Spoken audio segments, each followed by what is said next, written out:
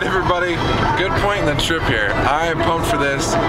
This is a moment I've been waiting for quite a while now.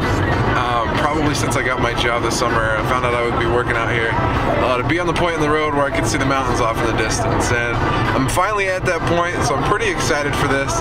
We have a little hill we're coming up here, so I'll show you in here just a minute. It's a little difficult to see. I'll try and zoom in, see if we can get them on the camera and see what we can do. But pretty exciting stuff here. I'm pumped for this. But about 30 miles or so outside of Denver yet, so I got a little bit of time to go until I get into Denver and then make my way up into Estes Park. So, trip's gone really well so far, aside from the minor hiccup that I mentioned earlier with my temporary tag blowing off, which can't have the problem now since it's in the car, so that won't be a problem. But we're coming up here over that hill, so I'm gonna flip this camera in front, kind of see what it looks like as I'm driving here. Like I said, I'm still about 30 miles outside of Denver, and we'll see. I'm going to zoom in as far as I can here.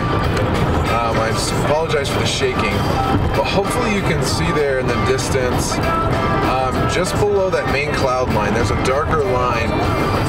Those are the mountains, those are the Rockies. So, like I said, exciting point for me in the trip, being able to finally see the mountains here.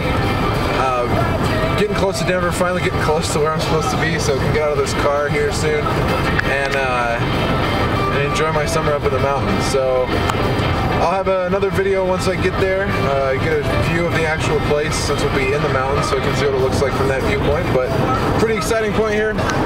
As I said, getting close to the mountains, so have another video coming up once I'm finally there. Maybe tonight, so hopefully we'll have a video tonight. Maybe, we'll have to see. I don't know if it'll be bright enough out to actually see what the views will look like. Who knows? We'll see. But we'll do the best we can and get another video then.